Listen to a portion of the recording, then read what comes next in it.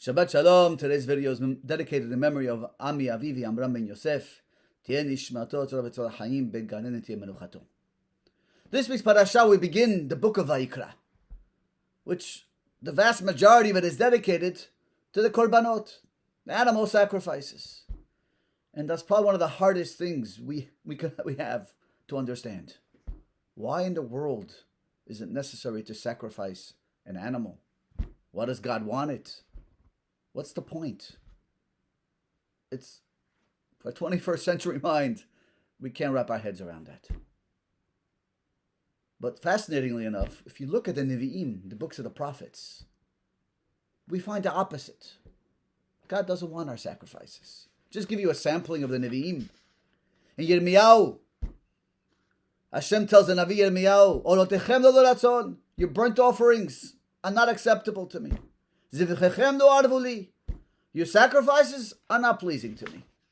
Shmuel, Hashem tells Shmuel Navi to tell Shaul, Achefes laHashem beolot uzvachim. Does God desire your burnt offerings and your sacrifices? The Navi Hosea, Hashem tells him, Im ta'alu li olot u'minchotechem lo ertzeh. If you're going to bring me burnt offerings and menachot, lo ertzeh, I will not accept them. Pasuk in Yeshaya, Lama li lo tzivchechem yomar Hashem. What do I need all your sacrifices? Hashem says. Clearly, the Nevi'im are telling us God doesn't want them. But yet in the Torah, it's clear this was the service in the Bet HaMikdash. So how do we make sense of this? I think the beginning of an answer is actually found in our Sidur. In the Amidah, the Shmona Esrei, is split up into three parts. We have the first three blessings of Shevach, of praise. Then we ask our personal requests. The last three berachot focus on Hoda'ah, on saying thank you, appreciation to our Creator. And the section of Hoda'ah, of thank you, begins with Retzeh. And what are we asking Retzeh? V'hashev ha'avodah lidbei betecha be'isha Yisrael. Return the avodah of the Bet HaMikdash and the sacrifices and the korbanot. Why is this the opening of Shevach and appreciation? It's clear that the korbanot are our way of expressing thanks to our Creator. Appreciation. The question is, how? If we go back to the first korban in history that's found in the Torah, is Cain and Hevel. Cain comes up with an idea to bring a korban, an offering to God. And Hevel follows his brother and he also brings one. Cain was a farmer, worked the land, and he brings from whatever he had on the land, he brings as an offering to Hashem. And Hevel brings from the best of what he had. He was a farmer. He raised animals. And he brought from the sheep the best that he had. And Hashem accepts Hevel's and not Cain.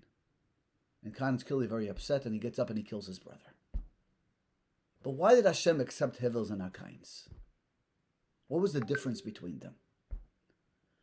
You see, as a parent, if you have a child that gives you a gift, there's two reasons why a child is giving a gift to a father or mother. We invest everything in our children. We give them, we raise them, we support them. We're there for them physically, spiritually, emotionally. We give them everything. And then we send them out into the world. The child comes back and wants to give you appreciation. He comes back and gives you a gift. There's two reasons why a child gives you a gift. It's either sincere appreciation for everything that you've done for them, but sometimes a child gives a gift for a different motivation. Sometimes a child gives a gift not so much for appreciation, but he recognizes that you're the hand that feeds him. You give him everything he has. And he wants to make sure you keep succumbing. So he gives you a gift, not out of appreciation and connection to you and thanking you for bringing him to the world. But it's a gift. I got to keep that happy, keep the connection, because I want to keep the cash flowing. Now, as a parent, it's not so much what you're giving me, but it's why and what's the meaning behind the gift. And there's no worse feeling than a child just using you. And there's no better feeling than a child showing appreciation.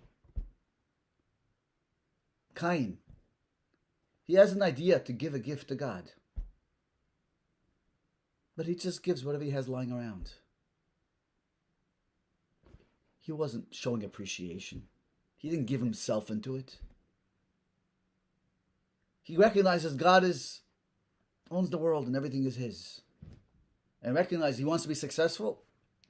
So he'll give God a gift because he wants it to keep coming. Hevel gives the best of what he had because he was showing sincere appreciation. Hashem accepts Hevels and not Cain. You see, the Korban, God doesn't need our offerings. But in a sense, we have to recognize that everything here God created. It's all his world. He gave us life. And every moment we have is precious. And in a sense, when a person brings the Korban, the Pasuk says, Adam ki yakriv mikem korban Hashem. When you give of yourselves, showing appreciation is giving yourself back. The only person in history who actually gave himself as a Korban was Yitzchak, who was willing to, in a sense, sacrifice himself, giving himself, God, this is the best way I can show appreciation. I'm giving you of myself. But the God doesn't want to give us ourselves. He wants us to live. V'chai b'hem. We should live. God gave us a gift of life. So we can't sacrifice, give ourselves. So what do? God gave us this beautiful world at our disposal. And we take an animal, which is also a life force, and we bring it as an offering and showing God, whatever you gave me in this world really belongs to you. It's all yours. I'm just returning it back to you.